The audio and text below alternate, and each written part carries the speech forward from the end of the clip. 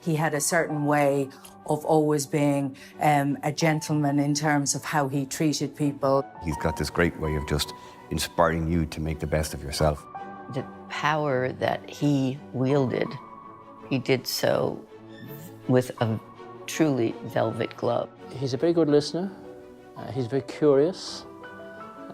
He's never quite satisfied until he gets to the bottom of a problem. He's not an authoritarian character in any way. He looks for everybody's opinion. He seeks to involve everybody. And he's so interesting to be with because his own career is so diverse. My family background was very much achievement. Not excessive achievement, but you've a duty to get out there and help people if you have any kind of opportunity to do so. And that was the motto of my parents and handed down to the rest of us. My father was an accountant, and he set up a firm called Kennedy Crowley, which was a practicing accountant's firm. And three of us, my two eldest brothers and myself, who was fifth in the family, joined the firm. Family businesses are sometimes very difficult, become difficult, but our family was quite the reverse. It added a huge strength because we could sense in sometimes what each other was thinking, and it was a great strength. Fairly soon in my career, I became involved in insolvency work, some of which was very high profile in that it captured people's imagination and sandwiched me in between. He had some very difficult tasks to fulfill, which he did with great style and ability. He had a huge reputation. But there's one thing about Laurence that everybody has always said about him, is that he had a great humanity and a great sensitivity for the plight of people. And where possible, you know, he displayed that in these receiverships when he was saving jobs and restructuring businesses. And, you know, there was always great praise for him because of that. It was demanding, very demanding. And I just became a little tired. I couldn't really face taking on much more of it. So in 1990, I left the firm, resigned as a partner, left the firm. I didn't want to retire, but I wanted to change my career. And I took a gamble that would work. And on the day after I retired, which was the 30th of April, on the 1st of May, I joined the board of P.J. Carroll's, the tobacco company, as incoming chairman, and I joined UCD also on the 1st of May. At the time, a 10-year development plan had just been put in place by the president of UCD, Professor Paddy Masterson. This plan included the development of a postgraduate business school. Roebuck Castle on the Belfield campus had been earmarked for this new school. And this was facilitated by the most generous gift from Dr. Michael Smurfit. But the one thing it needed was a good executive chairman who could be acceptable and respected by the academics, but equally respected and welcomed by the business community. And that was my problem. I wasn't sure how that important post might be filled. Various names were suggested to me. I said, I know what I'll do. I'll ask my friend, Laurence Crowley, to come out for lunch and to advise me on this all-important question. And he called me and wanted to meet with me as I was going to start a new school, a graduate school of business in UCD.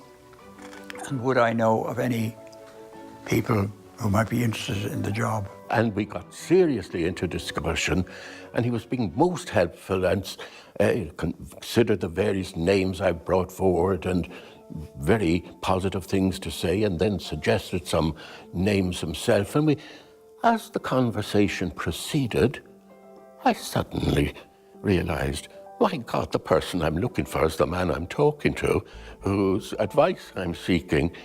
So eventually, a little bit embarrassed, I said, Laurence, would you not perhaps consider yourself taking up this important post? And he looked at me, smiled, almost laughed, and then he said, give me a few days to think about that. And I thought, okay, sure. And he came back a few days later and he said, I would be delighted to take that challenge. I think Laurence saw the opportunity before anybody else did. He saw, which is what attracted him to come into the school in the first place. He saw over and above the immediate few years, he saw that Ireland would need to progress, needed to have a business school of this calibre. Laurence very quickly had a plan. It didn't become apparent in the first year or so, but it became quickly apparent after that. Certainly it became very obvious when we were able to acquire the Carysford College. It was Laurence saw the possibility of this site.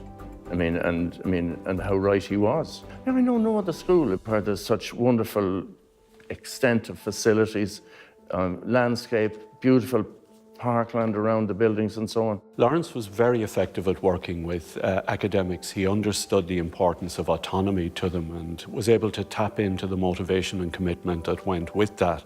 This period was the early days of what we now talk about globalization, and people didn't really understand it that much. But I can tell you that Laurence embraced globalization faster than anybody I could think of in academia. And another innovation was the establishment of the Irish board in the first instance, and then the American board. Laurence brought a fresh thinking to the academic community.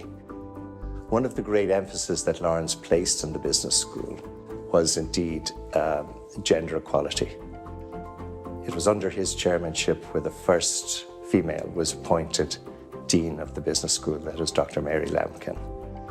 When we went about establishing our North American board, there was also equally a very strong emphasis placed on women. Once the postgraduate school had been established, attention turned to the undergraduate school. It was agreed that this school should have its own site on the Belfield campus. But like the postgraduate school, a benefactor would be needed.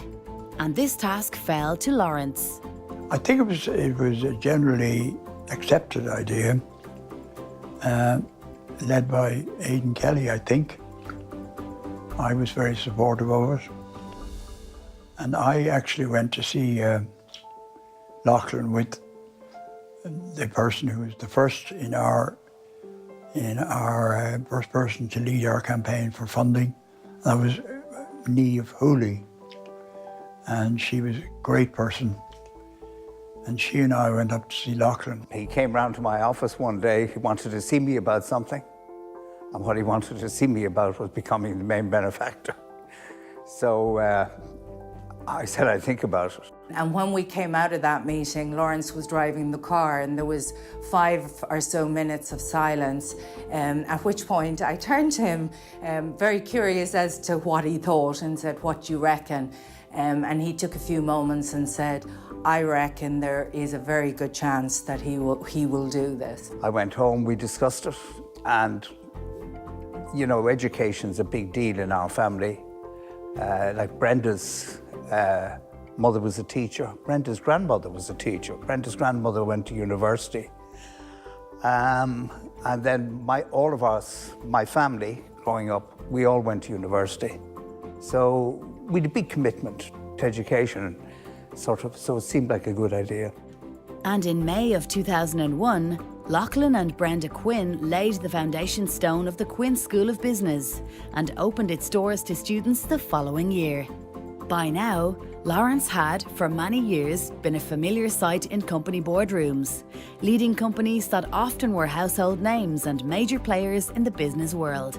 But Laurence also devoted time and expertise to smaller, less well-known companies as they struggled to get a foothold in the market. He was a great mentor to the people on the leadership team, and he was just a wonderful coach and a huge encouragement that came with him all the time. Like any business, you know, you go through the good times and the bad times, and during the good times it's kind of easy to be a supporter of a business, if you like, but during the bad times sometimes you've got to dig deep. And Laurence was nearly almost more there, if you like, during the bad times and during the downturns that we had, helping us all the time to not lose sight of the vision that we had. Laurence is most famous as a brilliant business guy, but I think the work that he did behind the scenes in North-South relations are also areas that, you know, deserve an awful lot of credit. The border between North and South was the land border in the European Union with the least commerce across it.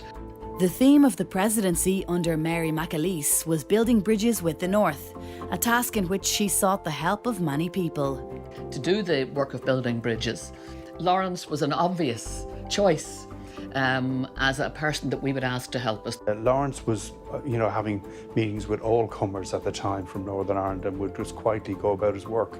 One of the great, I think, happy events in Laurence's life was when he heard that he was to be awarded the OBE by Her Majesty the Queen for his work in reconciliation.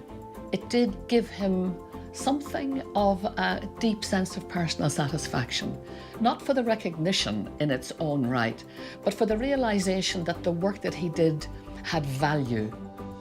I think the strengths and the skills that Laurence brought were one, you know, he's a really practical, you know, great thinker, can get things done, can execute. Laurence has been the architect of this school's ambition and resulting success. He is the soul of the school. His portrait rightly sits in the boardroom above us. It is that level of influence that Laurence has had in bringing the school's ambition to the forefront and achieving the incredible results that it has achieved in becoming counted amongst the best business schools in the world. He's had a vision and he's delivered on that vision in so many ways for the school. Laurence's influence in business education is like a ripple in a pond. It extends beyond Ireland's borders to countries throughout the world. He made people believe in the ambition and believe in themselves and their ability to deliver on the ambition. He is constantly nurturing people. That's his great skill. And I think without him, I mean, many people have contributed, and of course Michael Smurfit has contributed hugely. But without that day-to-day understanding of what the school could do and inspiring people to believe in that vision, without that coming from Laurence, we wouldn't be where we are today. I think his greatest achievement with his family, as should be all of us, should be that. I think he did a great job at the Bank of Ireland. But I think his legacy will probably also be the business school, because he built a world-class institution from nothing. And he was its first chairman. He was the spearhead of it. Without him, it would not have been successful. It was as simple as that.